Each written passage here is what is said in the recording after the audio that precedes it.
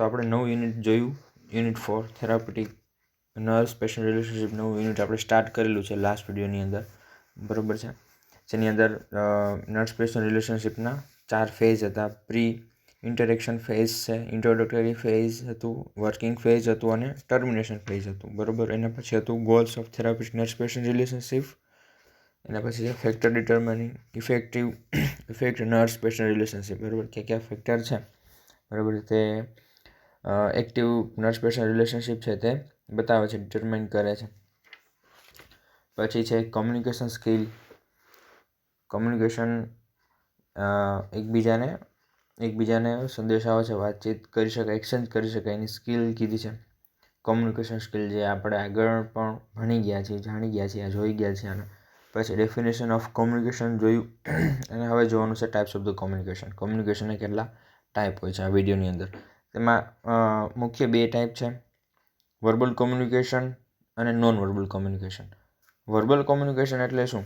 તો કે verbal કોમ્યુનિકેશનમાં writing અથવા તો સ્પોકન મેસેજની આપણે કરવામાં આવે છે, બરાબર. જે લખીને અથવા તો બોલીને જે આપણે મેસેજની આપણે કરીએ છીએ, એકબીજા સાથે વાતચીત કરીએ છીએ, તેને વર્બલ કોમ્યુનિકેશન કહેવામાં આવે છે, બરાબર છે. સિમ્પલ છે, આગળ પણ આપણે વાંચી ગયા છીએ, જાણી ગયા છીએ, આવ્યું હતું. અથવા લખવામાં આવે છે, દાખલા તરીકે પેશન્ટ કહે છે આઈ એમ એન્ક્સિયસ, બરાબર, મને ચિંતા થાય છે. તો જે પેશન્ટ બોલે છે તેને વર્બલ કોમ્યુનિકેશન કહેવામાં આવે છે. નોન વર્બલ કોમ્યુનિકેશનની અંદર આ પ્રકારમાં શબ્દો બોલવામાં કે લખવામાં આવતા નથી, બરાબર. બોલવામાં કે લખવામાં આવતા નથી. આમાં મેસેજ બિહેવિયર કે બોડી લેંગ્વેજ દ્વારા અથવા તો 5 સેન્સ ઓર્ગન દ્વારા કન્વે કરવામાં આવે છે, બરાબર. આમાં બોડી લેંગ્વેજથી, ફેસના હાવભાવથી, બરાબર છે, અથવા તો કોઈ એવા બિહેવિયરથી બતાવી શકાય છે, જેને નોન વર્બલ કોમ્યુનિકેશન કહેવામાં આવે છે. જેથી બીજા આપણું વર્તણૂક છે, આપણે શું કહેવા માગીએ છીએ તે જાણી શકે છે. તેને નોન વર્બલ, વગર બોલે આપણે જે એકબીજાને આપણે મેસેજ પહોંચાડીએ છીએ તેને નોન વર્બલ કોમ્યુનિકેશન કહેવામાં આવે છે. દાખલા તરીકે પેશન્ટને કહેવું હોય કે સિસ્ટર આઈ એમ એન્ક્સિયસ, તો તે હાથ પગ હલાવશે, માથા પર પરસેવો વળશે, હોઠ સુકાઈ જશે અને રેસ્પિરેશન રેટ છે હાઈ થઈ જશે, બરાબર. આ પેશન્ટ એન્ક્સિયસ હોવું એની નિશાની છે, બરાબર. જે પેશન્ટ કહેતું નથી તો પણ આપણે પેશન્ટની સાઇન ઉપર, પેશન્ટના ફેશિયલ એક્સપ્રેશન છે, પેશન્ટના બિહેવિયર ઉપર આપણે જાણી શકીએ છીએ, જેને નોન વર્બલ કોમ્યુનિકેશન કહેવામાં આવે છે. પછી સામેના પેજ ઉપર કોમ્યુનિકેશન સ્કિલ કીધી છે, ઓરલ છે, રાઇટેન છે, નોન વર્બલ છે, બરાબર. એને આપણે ઇન ડિટેલ અંદરના આ ચેપ્ટરની અંદર આપણે જોવાના છે. IPC interpersonal communication skill. IPC skill પારસ્પરિક વિચાર વિનિમય માટે જરૂરી કૌશલ્ય, બરાબર. ગુજરાતીમાં સીધું જ લખેલું છે આઈપીસી, મતલબ કે ઇન્ટરપર્સનલ કોમ્યુનિકેશન સ્કિલ. બરાબર, એનું ફૂલ ફોર્મ એવું થાય, પારસ્પરિક વિચાર વિનિમય માટે જરૂરી કૌશલ્ય. પારસ્પરિક વિચાર વિનિમય માટે જરૂરી કૌશલ્ય નીચે મુજબ છે. તેમાં પહેલું છે અશાબ્દિક, મતલબ કે નોન વર્બલ કોમ્યુનિકેશન. શાબ્દિક, વર્બલ કોમ્યુનિકેશન. અને સક્રિય શ્રવણ, એક્ટિવ લિસનિંગ, બરાબર, સાંભળવું. આ 3 સ્કિલ છે, જેમાં પહેલું છે અશાબ્દિક પારસ્પરિક વિચાર વિનિમય, નોન વર્બલ અથવા તો નોન વર્બલ કોમ્યુનિકેશન. સ્પર્શ, બરાબર, તે પણ નોન વર્બલ કોમ્યુનિકેશન છે. ખાલી સ્પર્શ કરવાથી પણ અમુક સંદેશ આવે છે કે તમે શું કહેવા માગો છો, બરાબર. તે સ્પર્શથી પણ નોન વર્બલ કોમ્યુનિકેશનની અંદર સ્પર્શ પણ એક એનો ભાગ છે. પછી આંખોની પ્રતિક્રિયા, બરાબર. આંખોની પ્રતિક્રિયાની અંદર શું પોઈન્ટ કીધા છે, તો કે આંખો પહોળી થઈ જવી, તો જેની સામે લખ્યું છે આંખો પહોળી થઈ જવી, તો એની સામે લખ્યું છે કે આશ્ચર્યચકિત થવું, બરાબર. કોઈની આંખો પહોળી થઈ જાય તો આપણને ખબર પડે કે આની અંદર અને કંઈક નવું લાગ્યું છે, બરાબર. આશ્ચર્યચકિત, એક્સાઇટમેન્ટ તેની અંદર જોવા મળે તો આંખો પહોળી થઈ જવી. આંખ સાથે આંખો મેળવી ન શકવી, શરમ કે બીક કે નબળાઈ, બરાબર. આઈ ટુ આઈ કોન્ટેક્ટ ના મેળવી શકતો હોય તો આપણે સામાન્ય રીતે આપણે ખબર પડી છે કે જો કોઈ આઈ ટુ આપણી સામે ફેસ ટુ ફેસ હતો તો આઈ ટુ આઈ કોન્ટેક્ટ ના મેળવી શકતો તો કાંઈક શરમ આવતી હોય કે બીક હોય, બરાબર, અથવા તો કાંઈ નબળાઈ હોય તેવી આપણે ચીન નોર્મલ આપણને ખબર પડી જાય, બરાબર. પછી છે આંખ વારંવાર પટપટાવી, પરવશ કે આધીનતા, બરાબર, કંઈક પ્રોબ્લેમ હોય તેને કંઈક બતાવે છે. આંખ વારંવાર પટપટાવી, આંખો સ્થિર રાખવી, વિરોધ વ્યક્ત કરવો, બરાબર. જો આંખો એની સ્થિર હોય એકદમ તો તે વિરોધ વ્યક્ત કરે છે.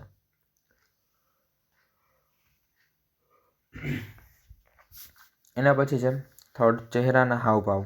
Face is the index of the mind, બરાબર. જો ઇંગ્લિશમાં સામે લખેલું છે કે face is the index of the mind, બરાબર. તમારું મોઢું છે, બરાબર, તમારા માઇન્ડની અંદર શું રહેલું છે તે બતાવે છે. ઇન્ડેક્સ છે, ઇનબોક્સ છે, તમારા મગજના વિચારો શું છે તમારા મોઢા ઉપરથી, તમારા ફેસ ઉપરથી તમે જાણી શકો છો, બરાબર છે, તમે બતાવી શકો છો. ચહેરાના હાવભાવ વગેરેનો ચહેરો તો રસવિહીન પ્રતિક્રિયા જોવા મળે છે. સહજ હાસ્ય, આનંદિત પ્રતિક્રિયા છે. અટહાસ્ય, સ્વકેન્દ્રિત, અન્યમાં કોઈ રસ નહીં, બરાબર. અટહાસ્ય, બરાબર, મતલબ કે મનમાં હસવું, જે આપણે બોલીએ છીએ ને, અટહાસ્ય છો કે તો કે સ્વકેન્દ્રિત, અન્યમાં કોઈ રસ નહીં, બરાબર. પોતાની અંદર બીજા કોઈને નિસ્બત નથી, બરાબર છે. આ એવા ચિહ્નો છે તે એવું બતાવે છે. પછી મુક્ત હાસ્ય, વૈચારિક સ્વીકૃતિ, બરાબર. મુક્ત હાસ્ય, બરાબર, કોઈ કારણોસર તે હસતું હોય તો એને મુક્ત સ્વીકૃતિ કીધું છે. હાવભાવ અને હાથ, ફોર્થ છે. હાવભાવ અને હાથ અને માથાના હલનચલન શું બતાવે છે? તો કે હાથથી કોઈ ચેષ્ટા કરવી, અસરિકતા, કંટાળો, બરાબર. અસમંજસતા અથવા તો કંટાળો, હાથથી કોઈ ચેષ્ટા કરવી, હાથથી કંઈક બતાવવું, બરાબર. હાથની એવી પ્રક્રિયા જેનાથી કંટાળો આવતો હોય એવું તે દર્શાવતો હોય. ભાવા ચડાવવા, શરમ કે હતાશ. પછી મુઠ્ઠીઓ વાળવી, અસંમતિ, વિરોધ. માથું નમાવવું, સંમતિ, માથું ફેરવી લેવું, બરાબર છે. અસ્વીકાર છે, માથું ફેરવી લેવું, માથું ધૂણાવવું, બરાબર છે. આ બધી કંઈક નેગેટિવિટી છે પેશન્ટ અંદર બતાવે છે. માથું નમાવવું છે, માથું ફેરવી લો તમારી સામે, એને રસ ના હોવું તેવું બતાવે છે. માથું ધૂણાવવું, કંઈક ના પાડવું, બરાબર. તે આ બધા ચિહ્નો છે અસ્વીકારના. પછી અંગ વિન્યાસ, શારીરિક સ્થિતિ, ટટ્ટાર બેસવું, ચર્ચાને ગંભીર માનવી,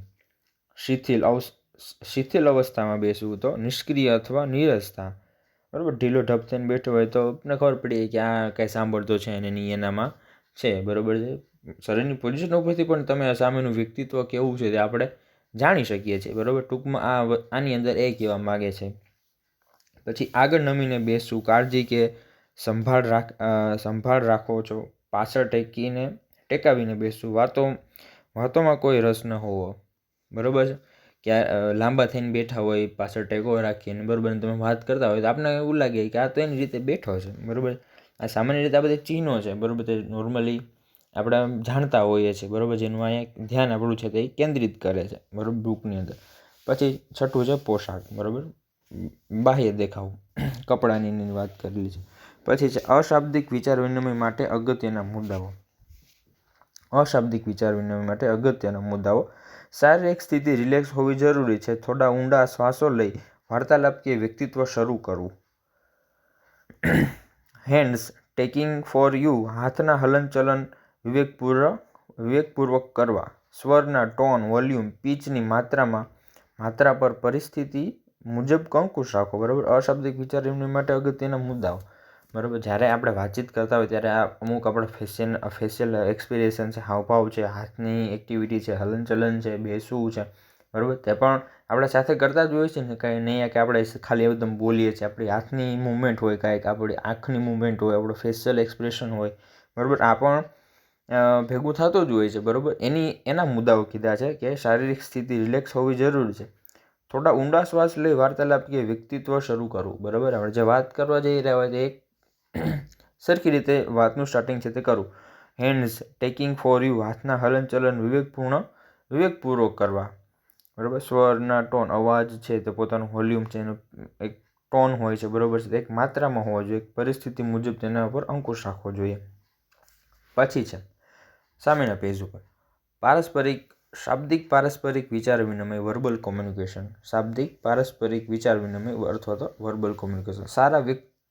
સારા વક્તા બનવા માટે નીચેના બાબતોને ધ્યાનમાં રાખવી જરૂરી છે, બરાબર. વક્તા એટલે કોણ? જે બોલતા હોય એને શું કહેવાય? વક્તા. શ્રોતા એટલે સાંભળનારા હોય એને શ્રોતા કહેવાય. હવે શાબ્દિક પારસ્પરિક વિચાર વિનિમય મતલબ કે વર્બલ કોમ્યુનિકેશનની વાત કરેલી છે. શા માટે બોલવું છે, બરાબર. આપણે શા માટે બોલવું છે તો એના પોઈન્ટ કીધા છે. સેન્ટરની અંદર લખેલું છે કે તમારે શા માટે બોલવું છે, તો આની આજુબાજુના પોઈન્ટ છે એટલે ધ્યાનમાં રાખવા. પ્રોત્સાહિત કરવા માટે, એટલે આપણા મુદ્દા છે મગજમાં આવવા જોઈએ. આપણે શા માટે બોલવું છે. પ્રોત્સાહિત કરવા માટે, સમુદાયની જરૂરિયાતની આકારણી કરવા માટે, પરામર્શ કરવા માટે, સામાન્ય મુલાકાત વખતે વાતચીત માટે અથવા તો માહિતી આપવા માટે, બરાબર. તે આપણે પહેલાં નક્કી કરવું જોઈએ શા માટે આપણે બોલીએ છીએ. બરાબર. સંપરામર્શ એટલે કંઈક વસ્તુને એને કંઈક મનાવવા માટે, બરાબર, આપણે જે કંઈ કહેવા માગીએ છીએ, આપણે કંઈક કરાવવા માગીએ છીએ એના માટે કીધું છે. પછી શું બોલવાનું છે, એની અંદર પોઈન્ટ છે કે કયા પ્રકારની અને કઈ માહિતી વિશે બોલવાનું છે. ઉદાહરણો આપી સમજાવવાની જરૂર પડશે જો પાછળ ક્વેશ્ચન માર્ક છે. આપણે આ મગજમાં આપણા માઇન્ડની અંદર આ મુદ્દાઓ છે આવવા જોઈએ. કયા મુદ્દાઓ પર વધુ ભાર આપવો પડશે, કયા સંદેશાઓ અથવા બાબતોનું પુનરાવર્તન કરવું પડશે. બરાબર. શું બોલવાનું છે એની અંદર એટલે પોઈન્ટ આપણે પણ ધ્યાનમાં હોવા જોઈએ. આ એક પરફેક્ટ કોમ્યુનિકેશનની સ્કિલ છે, એટલે આ બધા પોઈન્ટ છે તે ધ્યાનમાં રાખવાના છે. કોની સમક્ષ કે સાથે બોલવાનું છે, બરાબર, કોની સમક્ષ કે સાથે બોલવાનું છે, તો એનું કીધું છે કે પુરુષ નિરીક્ષણ સાથે, બરાબર, અને બીજું છે ધર્મગુરુ કે પૂજારી સાથે, અને આરોગ્ય કાર્યકર સાથે, એક પિતા સાથે, ગામના નેતા સાથે, આંગણવાડી કાર્યકર સાથે, ગ્રામ્ય પંચાયત સભ્ય સાથે, કિશોર સાથે, શાળાના શિક્ષક સાથે. બરાબર. આપણે એક આરોગ્ય કાર્યકર છે, બરાબર, તો એક પુરુષ નિરીક્ષણ હોય, ધર્મગુરુ કે પૂજારી સાથે હોય, પછી આ બાજુ ગ્રામ પંચાયતના સભ્ય કીધું છે, કિશોર સાથે કીધું છે, શાળાના શિક્ષક સાથે કીધું છે, એક પિતા સાથે, ગામના નેતા સાથે, આંગણવાડી કાર્યકર સાથે. બરાબર. આ બધા સાથે આપણે સામાન્ય રીતે આપણે કોમ્યુનિકેશન કરતા હોઈએ છીએ. CHC હોય, PHC હોય, બરાબર, ગામડામાં તમે જાઓ, હોસ્પિટલમાં હો, બરાબર, ત્યારે સામાન્ય રીતે આટલા સભ્યો છે એની સાથે આપણે વાતચીત કરતા હોઈએ છીએ. પછી ચોથું છે ક્યાં અને ક્યારે બોલવાનું છે. રોગચાળા વખતે જોખમી સગર્ભાને સલાહ આપવા, 5 સંતાનના પિતાને સમજાવવા માટે, જે માતાનું બાળક મરણ પામ્યું છે તેને સાંત્વના આપવા, સહાયરૂપ પંચાયતના સભ્યને બિરદાવવા માટે કે સહકાર ન આપતા શિક્ષકને સાચી બાબતોથી વાકેફ કરી મદદ કરવા માટે તૈયાર કરવા માટે.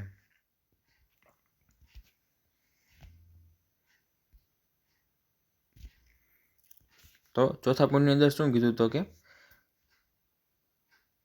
ક્યાં અને ક્યારે બોલવું. બરાબર. ક્યાં અને ક્યારે બોલવું. આપણે ક્યારે બોલવું જોઈએ, તો કે રોગચાળા વખતે, જો અલ્પવિરામ કીધા છે, એક એક પોઈન્ટ છે બધા. રોગચાળા વખતે જોખમી સગર્ભાને સલાહ આપવા, 5 સંતાનના પિતાને સમજાવવા માટે, બરાબર, જે માતાનું બાળક મરણ પામ્યું છે તેને સાંત્વના આપવા, સહાયરૂપ પંચાયતના સભ્યોને બિરદાવવા માટે કે સહકાર ન આપતા શિક્ષકને સાચી બાબતોથી વાકેફ કરી મદદ કરવા માટે તૈયાર કરવા માટે. બરાબર. આટલી જગ્યા ઉપર સામાન્ય રીતે હેલ્થકેર વર્કર અથવા તો સ્ટાફ નર્સને બોલવાનું હોય છે, બરાબર, અથવા તો બોલવાનું થતું હોય છે. એટલા મુદ્દાઓ કીધા છે. બરાબર. ઘણી જગ્યાઓ એના સિવાયની હોય છે કે આપણે ક્યાં અને ક્યારે બોલવું જોઈએ, બરાબર, એના પોઈન્ટ હોય, પણ આમાં એટલા કીધા છે. પછી 5મું છે તમે કેવી રીતે બોલો છો. ટોન અને ભાષા પર પરિસ્થિતિ મુજબ અંકુશ હોવો જરૂરી છે. અલગ અલગ પ્રકારના ક્લાયન્ટ માટે ભાષા અને પદ્ધતિ અલગ હોવી જરૂરી છે. વ્યક્તિત્વ સાથે ચાર્ટ, કાર્ડ્સ, નમૂનાઓ તથા અન્ય માધ્યમોનો ઉપયોગ કરવો જરૂરી છે. બરાબર. વ્યક્તિત્વ સાથે જેની સાથે તમે કંઈક વાતચીત કરો છો, વાતચીત અથવા તો નોલેજની આપ લે કરો છો, તે ચાર્ટ્સ, કાર્ડ હોય, નમૂના હોય, બરાબર, તથા અન્ય માધ્યમનો ઉપયોગ કરવો જરૂરી છે.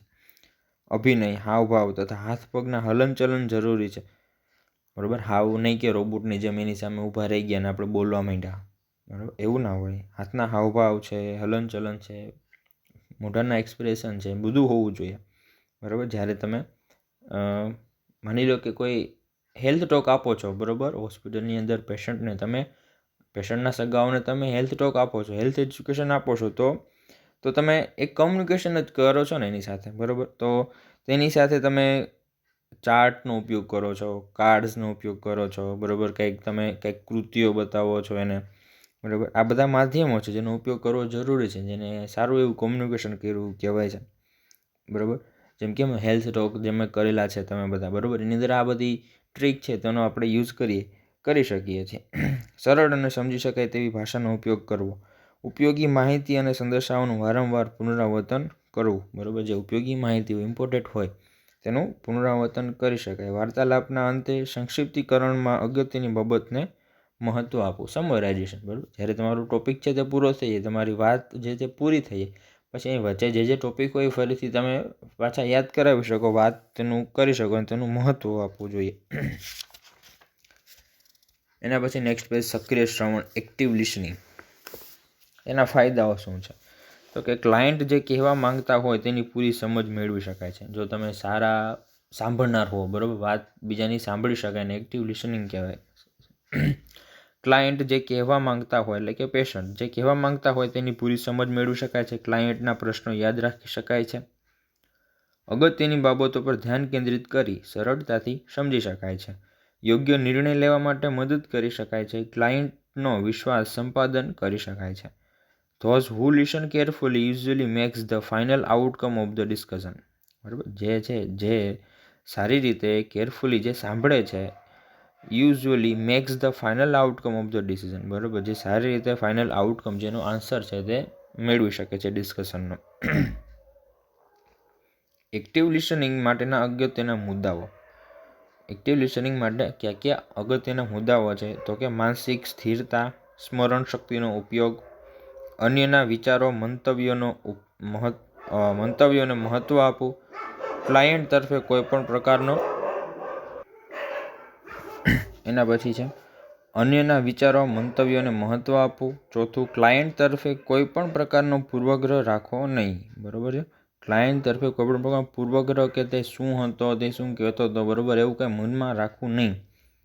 ક્લાયન્ટના શાબ્દિક અને અશાબ્દિક વિચાર વિનિમય પર ધ્યાન આપવું. બરાબર, શાબ્દિક અને અશાબ્દિક મતલબ કે જે બોલે છે અને તે શું એક્ઝેક્ટલી જે છે, બરાબર, મતલબ કે હાવભાવ એના, બરાબર, તેના ઉપર વિચાર વિનિમય પર ધ્યાન આપવું. ક્લાયન્ટ શું કહેવા માગે છે તેના પર ધ્યાન આપવું. મળેલ માહિતીનું વિશ્લેષણ કરી યોગ્ય મૂલ્યાંકન કરવું. જે કાંઈ માહિતી મળે છે તેનું યોગ્ય ઇવેલ્યુએશન કરવું, મૂલ્યાંકન કરવું, બરાબર છે, તેવું કીધું.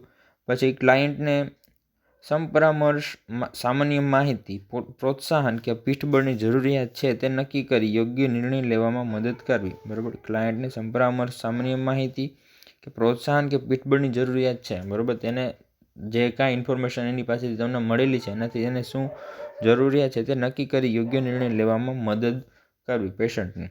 પછી લોક સંપર્ક કેળવવાની કળા. સારા સંપરામર્શકાર થવા કે વાતચીતનું કૌશલ્ય કેળવવા ડેલ કાર્નેગી કૃત જિંદગી જીવવાની જડીબુટી પુસ્તક છે, પ્રકાશન છે બી તારાપોરવાલા સાંસ, મુંબઈનું વાંચન કરો. તેમાં સૂચવેલ નીચેના મુદ્દાઓને સમજો અને વર્તનમાં અપનાવો. લોકસંપર્ક કેળવવાની કળાની અંદરની કૃતિ છે ડેલ કાર્નેગી કૃત છે, જેમાં એનું નામ છે જિંદગી જીતવાની જડીબુટ્ટી. એનું પુસ્તક છે, એનું પ્રકાશનનું નામ આપેલું છે, એનું વાંચન કરો. તેમાં સૂચવેલ નીચેના મુદ્દાઓને સમજો અને વર્તનમાં અપનાવો. હાસ્યની પેલું છે હસો. હાસ્યની કિંમત પડતી નથી પણ તે ઘણું મેળવી આપે છે. તમારું દુઃખ તમારા માટે ભારે છે, તેનો બીજો કે ગુસ્સો બીજા પર ન નાખો. મૈત્રીભરી રીતે શરૂઆત કરો. વિનયી બનો. દરેકને માનવતા ગણો. બરાબર, આ બધા બુકના જે પોઈન્ટ છે તેની અંદર લખેલા છે, બરાબર છે. એક પછી એક હું વાંચી જાઉં છું. વ્યક્તિને તેનું નામ શબ્દકોશના બધા શબ્દોથી વધુ મધુર લાગે છે, નામથી બોલાવો. બરાબર, વ્યક્તિને તેનું નામ શબ્દકોશના બધા શબ્દોથી વધુ લાગે છે, બરાબર, આ સારી વાત છે. એની અંદર વધુ મધુર લાગે છે તેથી તેને નામથી બોલાવો. બરાબર, કોઈ પણ વ્યક્તિ હોય છે એને તમે નામથી બોલાવો તેને વધારે ગમશે, બરાબર, કારણ કે એને બીજા શબ્દ કરતાં પોતાના નામના શબ્દ છે એ વધારે મધુર લાગે છે, મીઠા લાગે છે, એવું કીધું આની અંદર, બરાબર, એટલે એને ગમે છે, મતલબ કે તેને એના નામથી બોલાવો.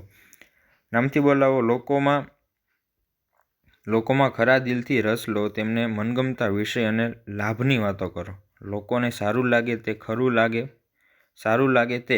લાગે તે અને જરૂર લાગે તે કાર્ય કરો. તમે એની જ વાત કરો છો એવું એને લાગવા દો. બરાબર, લોકોને આજ્ઞા, ઉપદેશ ગમતા નથી. વિનંતી કરી સવાલ પૂછી માહિતી આપો. બરાબર, લોકોને આજ્ઞા છે, ઉપદેશ છે તે ગમતા નથી. વિનંતી કરી સવાલ પૂછી પછી માહિતી આપો. સારા શ્રોતા બનો. સામા માણસને જ મોટે ભાગે તેમના વિષય બોલવા દો. સારા માણસને એમ જ લાગવા દો કે એ પોતાના વિચારોને જ અમલ કરે છે. તમારું દર્શાવેલ કાર્ય કરતા તેનો આનંદ થાય એમ કરો. સામાને ખોટો પાડવા બાદ વિવાદમાં ઉતરવું નહીં. કજિયાનું મોં કાળું કરો. સામાની ભૂલ હોય તો આડકતરી રીતે દર્શાવો. પોતાની ભૂલનો એકરાર કરો. સામાનો અભિપ્રાય, લાગણી અને વર્તન એવું કેમ કરે છે તે સમજવાનો પ્રયત્ન કરો. સામા માણસોની તેની અગત્યતાનું ભાન કરાવો. તે તમારું પ્રેરિત કાર્ય કરશે. એકવાર ના કહ્યા પછી હા કરવાનું અઘરું છે. ભૂલ સ્વીકારવાનો ક્ષોભ થાય છે. શરૂઆતથી જ હા કહેવા માંડે એવી રીતે વાત કરજો. બરાબર. આ બધી લોક સંપર્ક કેળવવાની કળા છે, એના પોઈન્ટ કીધા છે, જે બુકમાંથી એક કીધેલા છે. બરાબર, સારા છે. 1 થી 15 પોઈન્ટ કીધા છે. ફરીથી તમે એક વખત વાંચી લેજો. સમજવાની કંઈ જરૂર નથી. સિમ્પલ ગુજરાતી ભાષામાં કીધા છે. એના પછી સામેના પેજ ઉપર છે ઇન્ટરપર્સનલ કોમ્યુનિકેશન, પારસ્પરિક વિચાર વિનિમય. એની અંદર શું કીધું છે તો કે વ્યક્તિઓ વચ્ચે વિચારો, માહિતી, સંદેશાઓ, અનુભવો અને લાગણીઓના આદાન પ્રદાનની પ્રત્યક્ષ પ્રક્રિયાને પારસ્પરિક વિચાર વિનિમય કહેવામાં આવે છે. પારસ્પરિક વિચાર વિનિમય એ વ્યક્તિ અને દંપતી સાથે 1-to-1 બેઝિક પહેલું છે 1-to-1 બેઝિક, 1-to-2 બેઝિક. જ્યારે આરોગ્યકારી એક જ વ્યક્તિ સાથે વિચાર વિનિમય કરે એને 1-to-1 બેઝિક કહેવામાં આવે છે. 1-to-2 બેઝિક જ્યારે આરોગ્યકારી એક દંપતી સાથે અથવા તો 2 વ્યક્તિઓ સાથે વિચાર વિનિમય કરે તેને 1-to-2 બેઝિક કહેવામાં આવે છે. બરાબર. એક કરતાં વધારે છે અને એક સામે વાત કરતા હોય તેને 1-to-1 બેઝિક કહેવામાં આવે છે. પછી પારસ્પરિક વિચાર વિનિમય જૂથ સાથે ગ્રામ પંચાયત, યુવક મંડળ, સ્વયંસેવકો, દંપતીઓ, આગેવાનો, કિશોરો અને તરુણીઓ વગેરે સાથે પારસ્પરિક વિચાર વિનિમયને જૂથ સાથે કીધું છે, એક જૂથ સાથે. પછી પારસ્પરિક વિચાર વિનિમયની ઉપયોગિતા. પેલું, દંપતીને સ્મોલ ફેમિલી નોર્મ માટે માર્ગદર્શન આપવા માટે. બરાબર. પારસ્પરિક વિચાર વિનિમયની ઉપયોગિતા શું છે તો કે દંપતીને સ્મોલ ફેમિલી નોર્મ માટે માર્ગદર્શન આપવા માટે. બરાબર, મતલબ કે ફેમિલી પ્લાનિંગ માટે. પુરુષ દ્વારા ગર્ભ નિરોધક પદ્ધતિઓનો સ્વીકાર વધે તે માટે પ્રોત્સાહિત કરવા. કિશોર અવસ્થા, તરુણ અવસ્થાની સમસ્યાઓ અંગે આરોગ્ય શિક્ષણ આપવા માટે. સમુદાય દ્વારા રસીકરણ સ્વીકૃત વધે તે માટે જન સમુદાયને સમજણ આપવા માટે. નિરીક્ષકને સંક્ષિપ્ત વિવરણ માટે. સંઘના સભ્યોને તાલીમ અને માર્ગદર્શન આપવા માટે. ગૃહમોજણી, ગૃહ મુલાકાત કે દર્દીની બીમારીનો ઇતિહાસ મેળવવા માટે. ક્લાયન્ટ યોગ્ય નિર્ણય લઈ શકે તે માટે વિશિષ્ટ વૈજ્ઞાનિક જ્ઞાન આપવા માટે. સમુદાયની ભાગીદારી વધે તેવા પ્રયત્ન કરવા માટે. બરાબર છે. પારસ્પરિક વિચાર વિનિમયની ઉપયોગિતા છે એની કીધી છે, એના પોઈન્ટ કીધા છે બધા.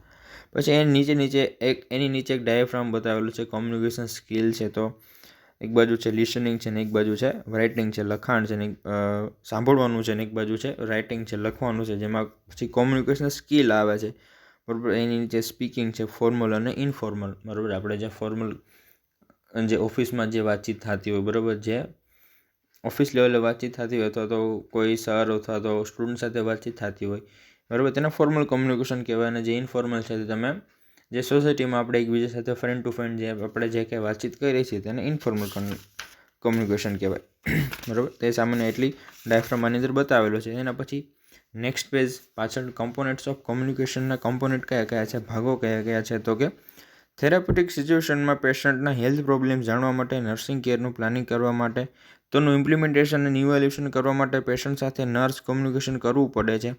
બર્લોએ 1963માં કમ્પોનેન્ટ્સ ઓફ કોમ્યુનિકેશન માટે એસએમસીઆર મોડલ સમજાવેલ છે. કોમ્યુનિકેશનના કમ્પોનેન્ટ્સ નીચે મુજબ છે. એસએમસીઆર મોડલ મતલબ કે source, message, channel and receiver, જેને એસએમસીઆર મોડલ કહેવામાં આવે છે.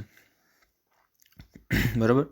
એમાં શું કીધું તો કે થેરાપ્યુટિક સિચ્યુએશનમાં પેશન્ટના હેલ્થ પ્રોબ્લેમ્સ જાણવા માટે કમ્પોનેન્ટ ઓફ કોમ્યુનિકેશન શું છે તો કે થેરાપ્યુટિક મતલબ કે પેશન્ટની કેર રિલેટેડ હેલ્થ પ્રોબ્લેમ જાણવા માટે, નર્સિંગ કેરનું પ્લાનિંગ કરવા માટે, તેનું ઇમ્પ્લિમેન્ટેશન અને ઇવેલ્યુએશન કરવા માટે પેશન્ટ સાથે નર્સ કોમ્યુનિકેશન કરવું પડે છે. બર્લો 1963માં કમ્પોનેન્ટ્સ ઓફ કોમ્યુનિકેશન માટે એસએમસીઆર મોડલ અંડરલાઇન કરજો. Sender, messenger, channel, receiver. બરાબર. આ ફૂલ ફોર્મ પૂછાય છે અને આના ઇન ડિટેલ પણ પૂછાઈ શકે છે. એસએમસીઆર મોડલ શું છે સમજાવેલ છે. કોમ્યુનિકેશનના કમ્પોનેન્ટ્સ નીચે મુજબ છે. બરાબર. એસએમસીઆર મોડલના કમ્યુનિકેશન મોડલ તે નીચે મુજબ છે. પહેલું છે સોર્સ, મેસેજ, ચેનલ, રિસીવર. બરાબર. કોઈ પણ કોમ્યુનિકેશન છે તે આ મોડલથી જ થતું હોય છે. બરાબર. આમાં પછી શું છે તો કે આ એસએમસીઆર મોડલમાં નીચે મુજબ એક્સપ્લેનેશન આપવામાં આવે છે. હવે જોઈએ કે તે એસએમસીઆર મોડલ છે તે શું છે તો કે પહેલું એમાં આવે છે સોર્સ. એસ મતલબ કે સોર્સ. જ્યારે નર્સ દર્દી સાથે વાતચીત કરવાની શરૂઆત કરે છે અને દર્દી તેનો જવાબ આપે છે ત્યારે નર્સને સેન્ડર અથવા તો એન્કોડર અથવા તો સોર્સ કહેવામાં આવે છે. જ્યારે નર્સ પેશન્ટ સાથે વાતચીત કરે છે ત્યારે તેણી લેંગ્વેજનો ઉપયોગ કરે છે અને પેશન્ટ સમજી શકે તે રીતે વાતચીત કરે છે. સોર્સ મતલબ કે જ્યાંથી મેસેજ છે તે નીકળે છે તેને શું કહેવામાં આવે છે? સોર્સ. જ્યારે નર્સ દર્દી સાથે વાત કરવાની શરૂઆત કરે છે અને દર્દી તેનો જવાબ આપે છે ત્યારે નર્સને સેન્ડર અથવા તો એન્કોડર કહેવામાં આવે છે અથવા તો સોર્સ કહેવામાં આવે છે. બરાબર. જ્યાંથી મેસેજની શરૂઆત થાય છે, જ્યાંથી જેમ કે હું તમને કહું છું તો હું સોર્સ છું અને તમે શું છો? રિસીવર. બરાબર. એમાં આગળ આવશે રિસીવર. અને જે વિચાર વિનિમય થાય છે તે શું છે? મેસેજ. પછી સેકન્ડ ટાઈપ છે મેસેજ. જે વસ્તુ કહેવાની હોય છે તેના કન્ટેન્ટ કે મેસેજ, તેના કન્ટેન્ટને મેસેજ કહેવામાં આવે છે. મેસેજ એ સોર્સ દ્વારા કહેવામાં આવે છે અને રિસીવર કરવામાં આવે છે. મેસેજ એ ક્લિયર અને નોઇઝ હોવો જોઈએ. બરાબર. મેસેજની વાત કરીએ તો મેસેજ શું છે? તો કે જે વસ્તુ કહેવાની હોય છે તેના કન્ટેન્ટને મેસેજ કહેવામાં આવે છે. આ મેસેજ એ સોર્સ દ્વારા કહેવામાં આવે છે. બરાબર. જે સોર્સ હોય છે ઉદ્ભવ, બરાબર છે, ત્યાંથી મેસેજ તેને સોર્સ કહેવામાં આવે છે, તેના દ્વારા કહેવામાં આવે છે. રિસીવર કરવામાં આવે છે. મતલબ કે રિસીવ છે તે જે રિસીવર છે તે મેસેજને રિસીવ કરે છે. મેસેજ એ ક્લિયર અને નોઇઝ હોવો જોઈએ. પછી ચેનલ ઓફ કોમ્યુનિકેશન. કોમ્યુનિકેશન પ્રોસેસમાં મેસેજ મોકલવા માટે સેન્ડર દ્વારા જે જુદા જુદા માધ્યમોનો ઉપયોગ કરવામાં આવે છે તેને ચેનલ કહેવામાં આવે છે. આ જ રીતે રિસીવર પણ જુદા જુદા માધ્યમનો ઉપયોગ કરી મેસેજને સમજે છે. દાખલા તરીકે નર્સ પેશન્ટને કહે છે, રાજુભાઈ, કાલે સવારે તમારે EEG કરાવવા સવારે 10 કલાકે જવાનું છે. બરાબર. અહીં ECG છે. તમારે ECG કરાવવા સવારે 10 વાગે જવાનું છે. સવારે માથું બરાબર સાફ કરી નાખજો. રાજુભાઈ આ સંદેશો સાંભળે છે અને તેનું અર્થઘટન કરે છે. આમાં સીઈંગ, હિયરિંગ, સ્પીકિંગ અને લિસનિંગ જેવી ચેનલનો ઉપયોગ થાય છે. બરાબર. આને શું કીધું છે કે ફેસ ટુ ફેસ વાત કરે છે, બરાબર, તો સાંભળવાની વાત છે તેને ચેનલ કીધી છે. બરાબર. જેનો કમ્યુનિકેશન જે મેસેજ તે પહોંચે છે તેને કીધું છે કે રાજુભાઈ આ સંદેશો સાંભળે છે અને તેનું અર્થઘટન કરે છે. બરાબર. આમાં સીઈંગ, હિયરિંગ એટલે સાંભળવું, જોવું, સ્પીકિંગ બોલવું અને લિસનિંગ એટલે સાંભળવું જેવી ચેનલનો ઉપયોગ કરવામાં આવે છે. Receive of message. સંદેશો સાંભળનાર અને તેનું અર્થઘટન કરનાર વ્યક્તિને રિસીવર કહેવામાં આવે છે. રિસીવર પણ સંદેશો સાંભળે છે, તેનું અર્થઘટન કરે છે અને ફીડબેક આપે છે. ફીડબેક મેળવવાથી કોમ્યુનિકેશન સક્સેસફુલી કમ્પ્લીટ થાય છે. બરાબર. જે રિટર્ન આન્સર મળે છે તેને શું કહેવામાં આવે છે? ફીડબેક કહેવામાં આવે છે. પછી જે સામેના પેજ ઉપર કોમ્યુનિકેશનના હેતુ ઉપર ડાયાગ્રામ લખેલો છે એની નીચે એનું કીધેલું છે.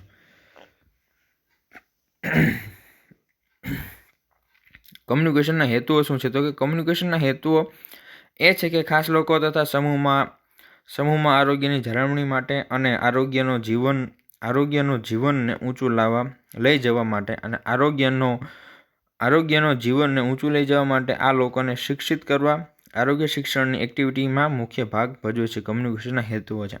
પહેલું છે માહિતી આપવા અને લેવા માટે. લોકોને વિવિધ માધ્યમો દ્વારા આરોગ્ય વિશે જાગૃત કરી જુદા જુદા આરોગ્યના કાર્યક્રમ અંગેનું શિક્ષણ આપવાનો હેતુ છે. જેમાં માહિતી આપવા માટે વ્યક્તિગત સંબંધનો ઉપયોગ થાય છે. વાતચીત દ્વારા માહિતી આપી શકાય છે. બરાબર. પહેલું છે કે માહિતીની આપ-લે માટે. બીજું છે શિક્ષણ આપવા માટે. આરોગ્ય શિક્ષણ વિવિધ માધ્યમો દ્વારા લોકોને ઇન્ટરેસ્ટ પડે તે રીતે આરોગ્ય સુધારવા માટે લોક શિક્ષણ સારી રીતે આપી શકાય છે. બરાબર. શિક્ષણ આપવા માટે પણ કોમ્યુનિકેશનના હેતુઓ છે. જેમ કે અત્યારે ઓનલાઈન લેક્ચર ચાલે છે તો તે પણ કોમ્યુનિકેશનના જ હેતુ છે. બરાબર છે. આરોગ્ય શિક્ષણ અથવા તો શિક્ષણ છે તે વિવિધ માધ્યમો દ્વારા લોકોને ઇન્ટરેસ્ટ પડે તે રીતે આરોગ્ય સુધારવા માટે લોક શિક્ષણ સારી રીતે આપી શકાય છે. મનોરંજન આપવા માટે લોકો શિક્ષણ મનોરંજન પણ આપી શકાય છે. કારણ કે આપણા દેશની વસ્તીનો મોટા ભાગ ભણેલો છે કે અભણ છે, જેથી મનોરંજન મળી રહે અને રસ જળવાઈ રહે તે માટે મૂવી, ફિલ્મ કે નાટક દ્વારા મનોરંજન આપી શકાય છે. વ્યક્તિના વ્યવહારમાં સુધારો કરવા માટે, જેમાં વ્યક્તિગત વિચાર કે વર્તનમાં પરિવર્તનનો મુખ્ય હેતુ છે.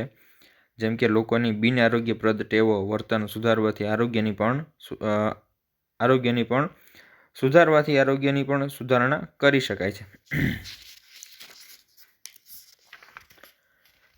પછી નેક્સ્ટ પેજ ઉપર પ્રોસેસ ઓફ કોમ્યુનિકેશનની પ્રોસેસ પ્રક્રિયા કઈ છે? તો કે સંદેશો આપનાર વ્યક્તિ કોઈ પણ પ્રકારની ચર્ચા કરે છે. પ્રશ્નોત્તરી વગર સંદેશો મેળવનાર વ્યક્તિ સુધી સંદેશો પહોંચે છે. બરાબર. સંદેશો આપનાર વ્યક્તિ કોઈપણ પ્રકારની ચર્ચા કરે છે. પ્રશ્નોત્તરી વગર સંદેશો મેળવનાર વ્યક્તિ સુધી સંદેશો પહોંચે છે.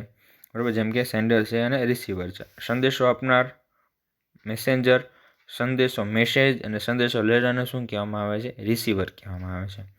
બરાબર. સંદેશો આપનાર મેસેન્જર અથવા તો સોર્સ કહેવામાં આવે છે. બરાબર. જે મેસેજ મોકલે છે તેને મેસેન્જર કીધું છે. બરાબર. જે કાંઈ વસ્તુ આપલે કરે છે તે શું છે? મેસેજ છે. કન્ટેન્ટ છે તે શું છે? મેસેજ. અને જે સંદેશો લે છે તેને શું કહેવામાં આવે છે? રિસીવર. સામે નીચે ચિત્રમાં પણ લખેલું છે. સેન્ડર છે અને મેસેજની આપલે કરે છે અને રિસીવર છે પાછું તેને ફીડબેક આપે છે. પછી પર્પઝ ઓફ કોમ્યુનિકેશન. કોમ્યુનિકેશનના હેતુઓ એ છે કે ખાસ લોકો તથા સમૂહમાં આરોગ્યની જાળવણી માટે અને આરોગ્યનો જીવનને ઊંચું લઈ જવા માટે અને આરોગ્યના જીવનને ઊંચું લઈ જવા માટે લોકોના શિક્ષિત કરવા આરોગ્ય શિક્ષણની એક્ટિવિટીમાં મુખ્ય ભાગ ભજવે છે. આ પણ એક જ છે પર્પઝ ઓફ કોમ્યુનિકેશન, પાછળ આવી ગયું એમ એના હેતુઓ. કોમ્યુનિકેશનના મુખ્ય 3 ભાગમાં વહેંચવામાં આવે છે. બરાબર. ઇન્ફોર્મેશન છે, પ્રોપોગેન્ડા છે અને એન્ટરટેનમેન્ટ છે. બરાબર. કંઈક ઇન્ફોર્મેશન આપવા માટે, પ્રોપોગેન્ડા મતલબ કંઈક પ્રચાર કરવા માટે. બરાબર. જે કાંઈ નેતાઓ કે રાજકારણીઓ જે કાંઈ પ્રચાર કરે છે, બરાબર, જે ખાસ હેતુ હોય છે એની પાછળનું કંઈક, તેને પ્રોપોગેન્ડા કહેવામાં આવે છે. બરાબર છે. ભાષણ હોય છે, પછી હરીફરીને બધી પણ પ્રચાર કરે છે તે પ્રોપોગેન્ડાની અંદર આવે છે. પછી એન્ટરટેનમેન્ટ છે. બરાબર. મનોરંજન છે. આપણે ફેમિલી પ્લાનિંગ માટે સમજાવતા હોઈએ તો તેમાં ફક્ત માહિતી આપવાની હોય છે, તથા રાજકીય પક્ષ કે ઉદ્યોગ સમૂહો પોતાના વાત લોકો સુધી પહોંચાડવા માટે પ્રોપોગેન્ડાનો ઉપયોગ કરતા હોય છે. તથા એન્ટરટેનમેન્ટ તરીકે ફિલ્મ, નાટક દ્વારા કોમ્યુનિકેશન થઈ શકે છે. બરાબર. ફેમિલી પ્લાનિંગ આપતા હોય ત્યારે માહિતી આપે છે, એને ઇન્ફોર્મેશન કીધું છે. રાજકીય પક્ષ કે ઉદ્યોગો સમૂહો પોતાના વાત લોકો સુધી પહોંચાડવા માટે. બરાબર. જેમ કે ચૂંટણી આવે તો કેમ ગામના અંદર જે રાજકીય નેતાઓ છે તે પોતાના મત વિસ્તારમાં પોતાનો પ્રચાર કરે છે. બરાબર. પછી કંઈક ઉદ્યોગો હોય, બરાબર, તો તેની એડવર્ટાઇઝમેન્ટ માટે તે લોકો આવતા હોય છે. બરાબર. તેને પ્રોપોગેન્ડા કહેવામાં આવે છે. સમજાણું? અને એન્ટરટેનમેન્ટ જે ફિલ્મ છે, નાટકો છે, તેને એન્ટરટેનમેન્ટ કીધું છે. પછી સામેના પેજ ઉપર ધ કોમ્યુનિકેશન પ્રોસેસ કીધી છે કે એક સેન્ડર છે, પછી એન્કોડિંગ મેસેજ છે. બરાબર. મતલબ કે ચેનલ છે. બરાબર. એન્કોડિંગ મેસેજ, જે કાંઈ તમે મેસેજ મોકલો છો, બરાબર. સામાન્ય એક અહીંયા ફોનનું ઉદાહરણ લઈ લ્યો. બરાબર. તમે સેન્ડર છો, તમે વાત કરો છો, તમારો અવાજ છે તે એક ઇલેક્ટ્રોનિક માધ્યમ દ્વારા, બરાબર, ઇલેક્ટ્રોન દ્વારા તમારો અવાજ છે તે ચેન્જ થાય છે. તેને એન્કોડિંગ મતલબ કે એની પ્રોસેસ થાય છે તમારા મેસેજને લઈ જવામાંથી, એને એન્કોડિંગ મેસેજ કીધું છે. બરાબર. મેસેજની પછી છે મેસેજની ચેનલ કઈ છે તો કે ઇલેક્ટ્રિકલ માધ્યમ. બરાબર. ઇલેક્ટ્રોનિક માધ્યમ કહેવાય ને એક તમે ફોન ટુ ફોન વાત કરો છો તેને. બરાબર. ત્યાં મેસેજ ચેનલ કીધી છે. પછી ડીકોડિંગ મેસેજ, પછી જ્યાં મેસેજ પહોંચે છે ત્યાં પાછો અવાજની અંદર, તમારા અવાજની અંદર મેસેજ છે તેને પહોંચવાનો છે. અથવા તો તમે ટાઈપ કરો છો તો ડિસ્પ્લેમાં મેસેજ તમારો દેખાય છે, તેને ડીકોડિંગ મેસેજ કહેવાય છે. અને જે રિસીવર છે તે રિસીવ કરે છે મેસેજને. બરાબર. અને ફરીથી પાછો તેનો ફીડબેક એ તમને આપે છે. બરાબર. આ એક કોમ્યુનિકેશનની સિમ્પલ પ્રોસેસ કીધી છે સામેના પેજ ઉપર. પછી છે પ્રિન્સિપલ્સ ઓફ કોમ્યુનિકેશન. કોમ્યુનિકેશનના પ્રિન્સિપલ્સ. જ્યારે નર્સ તરીકે તમે કોમ્યુનિકેશન કરો છો ત્યારે પ્રિન્સિપલ્સ ઓફ કોમ્યુનિકેશન ધ્યાનમાં રાખવાના હોય છે, જે દરેક પ્રિન્સિપલ્સ વિશે વિગતવાર નીચે મુજબ છે. બરાબર. ફર્સ્ટ છે ક્લિયર. જ્યારે પેશન્ટ સાથે કોમ્યુનિકેશન કરવામાં આવે છે ત્યારે મેસેજ ક્લિયર અને લેંગ્વેજ સિમ્પલ હોવી જોઈએ. દાખલા તરીકે નર્સ પેશન્ટને એક્સપ્લેન કરે છે કે આ ખાલી જગ્યા તમારે દિવસમાં 3 વાર લેવાની છે, એટલે કે સવારે નાસ્તા પછી, બપોરે જમ્યા પછી અને સાંજે વાળું કર્યા બાદ દૂધ સાથે લેવાની છે. બરાબર. ખાલી જગ્યા લખ્યું છે ને દવા આવશે. એક્સપ્લેન કરે છે કે આ દવા તમારે દિવસમાં 3 વાર લેવાની છે, એટલે કે સવારે નાસ્તા પછી, બપોરે જમ્યા પછી અને સાંજે વાળું કર્યા બાદ દૂધ સાથે લેવાની છે. મતલબ કે પેશન્ટને સમજાય એવા ભાષામાં તેની સાથે વાત કરવાની છે અને ક્લિયર વોઇસમાં. કોન્સાઇઝ. મેસેજ ટૂંકમાં છતાં સંપૂર્ણ હોવો જોઈએ. બરાબર. ટૂંકમાં વાત આવડવી જોઈએ. મેસેજ ટૂંકમાં છતાં સંપૂર્ણ હોવો જોઈએ. મેસેજ એટલો લાંબો પણ ના હોવો જોઈએ કે પેશન્ટ તેનો મેઇન પોઈન્ટ ભૂલી જાય. મેસેજ એટલો ટૂંકો પણ ના હોવો જોઈએ કે પેશન્ટ તેને સમજી ન શકે અને તેના મનમાં ઘણા પ્રશ્નો ઉદ્ભવે. બરાબર. કોન્સાઇઝ, જે જરૂરી છે તે મેઇન પોઈન્ટ છે, બરાબર, તે વાતમાં આવી જવો જોઈએ. પછી થર્ડ છે કમ્પ્લીટ. મેસેજ કમ્પ્લીટ હોવો જોઈએ. દાખલા તરીકે તમને રજા આપવામાં આવે છે, તમારે પૂરતો ખોરાક અને નિયમિત દવા લેવાની છે. આ ઇનકમ્પ્લીટ મેસેજનું ઉદાહરણ છે. આના બદલે એમ બોલવાનું છે કે તમને રજા આપવામાં આવી છે, તમારે આ ટેબ્લેટ દિવસમાં 3 વાર લેવાની છે. એટલે કે સવારે નાસ્તા પછી, બપોરે જમ્યા પછી અને સાંજે વાળું કર્યા બાદ દૂધ સાથે લેવાની છે. આ કમ્પ્લીટ મેસેજનું ઉદાહરણ છે. બરાબર, તમે વાત કરો તો કમ્પ્લીટ કરવી. રજા આપી દીધી હોય દવાખાનામાંથી પેશન્ટને, તમે રજા આપી દીધી છે, બરાબર છે, ઘરે જઈને દવા લઈ લેજો, બરાબર છે, અને તમે દવા છૂટા, બરાબર. આ અડધી વાત થઈ, બરાબર. અને આખી વાત કરવાની છે, ક્યારે ક્યારે દવા લેવી, જમીને લેવી, સવાર લેવી, બપોર લેવી, સાંજે લેવી, બરાબર. દરેક વખતે જમીને લેવી, બરાબર. પૂરી વાત કરેલી છે અને કરેક્ટ ઇન્ફોર્મેશન, કમ્પ્લીટ ઇન્ફોર્મેશન કહેવાય. પછી ચોથું છે કરેક્ટ. પેશન્ટને જે મેસેજ આપવામાં આવે તે કરેક્ટ હોવો જોઈએ. દાખલા તરીકે પેશન્ટ ડિસ્ચાર્જ સમયે તમને પ્રશ્ન પૂછે છે કે આ દવાઓ મારે લાઈફ ટાઈમ લેવાની છે કે વચ્ચે વચ્ચે બંધ કરવાની છે.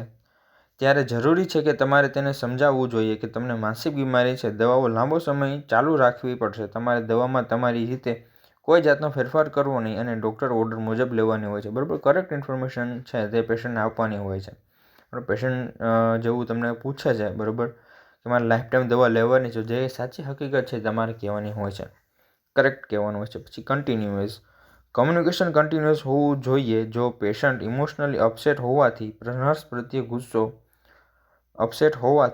પ્રત્યે ગુસ્સો કરે તો પણ તમારે સમજાવવું જોઈએ કે પેશન્ટનું આ બિહેવિયર તેની માનસિક બીમારીના કારણે છે અને જરૂરિયાત પ્રમાણે તમારે કમ્યુનિકેશન કન્ટિન્યુઅસ શરૂ રાખવાનું હોય છે, બરાબર. મતલબ કે પેશન્ટ જો તમારી સાથે કંઈક અલગ વર્તન કરતું હોય, તમારી ઉપર ખાડું થતું હોય, ગુસ્સે થતું હોય, તમને કંઈક કહેતું હોય પેશન્ટ, બરાબર, તો તે પેશન્ટ છે ઇમોશનલી અપસેટ છે, મેન્ટલી બીમાર છે માનસિક રીતે, બરાબર. તેના પર ગુસ્સો ના કરવો જોઈએ અને તેની સાથે તમારે તેની માનસિક બીમારીના કારણે અને જરૂરિયાત પ્રમાણે તમારે કમ્યુનિકેશન છે તે કન્ટિન્યુઅસ શરૂ રાખવાનું હોય છે, બરાબર. એના પછી છે મેથડ ઓફ કમ્યુનિકેશન છે, એને આપણે નેક્સ્ટ વિડીયોની અંદર ડિસ્કસ કરીશું.